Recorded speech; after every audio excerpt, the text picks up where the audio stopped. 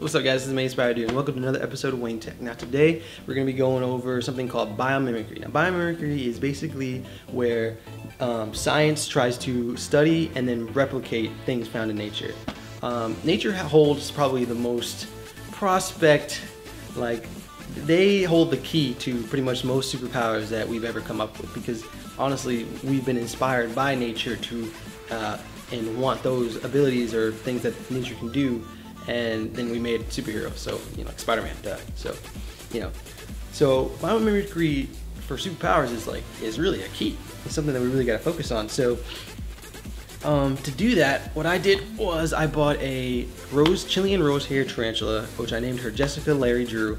It's a girl, and I named her Larry. So I be Larry, get out, So that's, I don't know, but Jessica Drew. I know you get the reference there, but yeah, so I bought her. I've had her for I guess 2 months, about 2 months, and I've already learned a couple things from her, gadget-wise, to invent something more superhero along the lines of superhero gadget. One of those you guys will see in the Hero Science Spider-Man 2, and it's pretty beast. And the other thing I'll talk to you guys about, kind of let you know how I watched her and then what I learned from watching her, to help produce better techniques in superhero-esque stuff. Cool.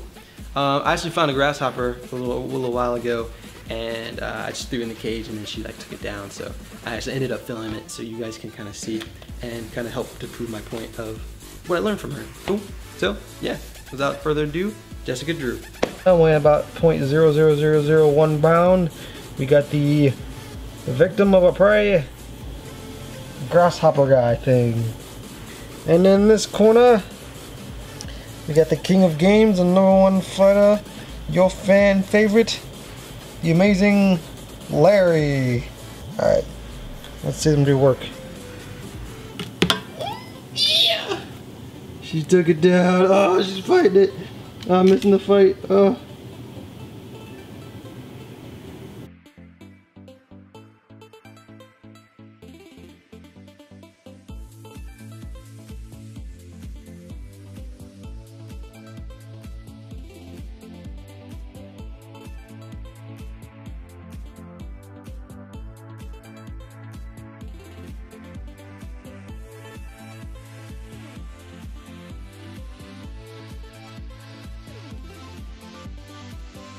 I tried to pick her up for this video, but I put a mouse, a pretty big mouse. I thought she could take it down. It was definitely bigger than her, and I think that's where she draws the line. But ended up just pissing her off and just sniffing her and just getting all up in her business. She's just getting really mad, agitated, and so it was cool when she gets agitated. She puts her hands up. She's like, "You about to get the hands? You about to get the hands?" And she got real mad, and so now she's kind of riled up. So she's not letting me pick her up right now, but I'm gonna give her a couple days to chill out and cool down, and then I'll show you guys up close. But so one of the things I learned from watching her, take down her prey and things like that, was the way that she uses her web to secure her prey down to the ground. Well, not secure her prey. Most spiders, they catch you in the web, and then you're in their web, and then they'll spin you around and make sure that there's no way you can get out. They wrap you up. Now in Spider-Man, not in Spider-Man, but in comics, what Spider-Man does with his web fluid is he thwips people, and then this is a little more fiction-y, because it really wouldn't happen like this, but he encases them in a cocoon of web. A cocoon would have to kind of be you kind of got to blanket yourself a little bit to get a cocoon effect. So that's kind of easy writing. You just be thwip, cocoon. So now you understand that he's been wrapped up like a spider is wrapped up. You know what I mean? So that's just for easy writing, so you could just understand it more easily. But that's really not the case. If anything, the webbing would just spray you, just kind of stuck on you. It wouldn't be like a cool cocoon like they draw in the comics. But still, I wrestled with the idea, and one of my web shooters I've been trying to make is, how do I do that though? How do I still attain the ability with whatever device that will wrap someone up, so that if I have to continue pursuing somebody else, but I need this guy to be wrapped up, or girl, she's being, you know, she's being bad or whatever. I gotta figure out some way to, you know, keep her down. You know, yeah, you could go ahead and handcuff her, but I've seen people break out of handcuffs. I know people got the handcuff breaking ring.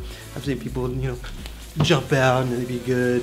So like, basically, and also I want it for the sake of effect, because my character, my hero, is, you know, inspired by Spider-Man. So I want to be able to do some sort of cool, unique way to secure them to the ground quickly, efficiently, and without wasting too much effort. So how do I make, you know, that ability in the web shooter to do that? So I was always contemplating that, you know, eventually I'd have to, you know, wrap them up, you know, and I don't have super strength to like pick them up and just like roll them. Especially I got a couple people, like 3 of them, I'd be like, oh my gosh, it's too much work. So what I would do, and so I watched her, and I've wrestled with this idea for a little while, and I watched her, the way she does it, she secures her prey down by sticking them to the ground. I'm like, oh, I mean, you would think that was obvious, but the way she did it just made so much sense to me. Because there's a lot of glues out there that you can use that are, you know, super fast drying and like super like powerful. But the thing is with these glues is that they usually, you know, stay on extremely hot temperatures to where it would give you like 4th degree burns if it touched your body. Like you put that glue in your body, your arms are just melt instantly. And like that's not, I mean, I guess you could do that, but that's pretty inhumane a little bit to do that. I mean, you might as well use a flamethrower to secure them, because that's really all you're doing. Like a pot of like boiling water, there's like just and they're just like, you know. So that glue isn't really practical to, oh, my face, you know, or to stick them to the ground, or to, you know, yeah, stick them to the ground, because you can't do that. But the way she did it was, she put them, she tucked them in like a blanket. She sticks it to the ground, makes sure she's got 2 little feelers, little things in her butt. It's gross. It's just like, and what she does is she takes the web and she secures it to the ground, and then she weaves on the other side and secures it to the other side of the ground. Then she goes back, and then she goes forth. She goes back, forth, back, forth. So from watching her do that, I'm just like, that's how you would have to do it. Because all you would need is to take that same glue I was talking about that, you know, dries very quickly and is just like, it takes a lot of heat to get it, so you can't put it on anyone's skin. So instead of wrapping them up, you could secure a line to the ground, use like, you know, saran wrap or whatever you would use, a rope or whatever you would use, across the bad dude and secure the other side of the ground. Just they can't get up. They're stuck. You know. So I'm like, oh, that's a lot. That's a way easier and way more practical. It's like I just good. You know. And it's like, oh, okay, biomimicry. All right, sounds good. Now that's just a technique. That's not necessarily a gadget. I'm not talking about making a gadget based off of that. More along the lines of, you know, nature has tons of different techniques to use what they use, and it's cool to pay attention because you gotta learn the different various techniques and you can apply them to whatever thing you would use. And so I'm trying to make web shooters. That's what I would use. How could I, you know, what could I learn from her? I could use a specific technique that will be more practical in securing someone to the ground. Bam. Now there's another thing that I have not made. I got a little ahead of myself. Another thing I'm working on making for the Wayne Tech, and I'm sorry, not Wayne Tech, Hero Tech. That's gonna be awesome, and that's just something that before I even had her, I had the idea for, but it's based solely off of the tarantula, and it's awesome, and it's gonna be pretty beast. I'm excited for that. So yeah, well, that's pretty much all I got for you guys. All right, yeah. All right, cool beans.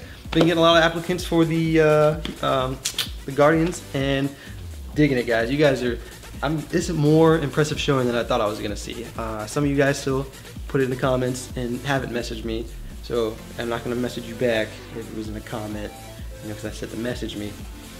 So looking forward to you guys. A lot of promising candidates, a lot of promising people. This is gonna be awesome. This is a way better turn on than I thought it was gonna be. So this is only a day in. So cool. So working on the website, but I'm definitely I have a Google page that I'm gonna be going through.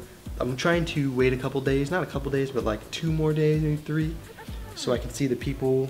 Someone might come in, and I might see this a little bit later, and then I miss out on that guy because, like I said, I have a limited amount of spots. So I'm just gonna wait 2 days essentially, and then I'm gonna invite you guys to the page. That way, it can give me some time to perfect it too. Because it's done, but I can perfect it. and wait in 2 days to make sure everyone, you know, applies for this beta, the beta testers. It would work out. Cool. All right, guys. Well, thank you for watching. Take it easy. Let the Spy Sense be with you.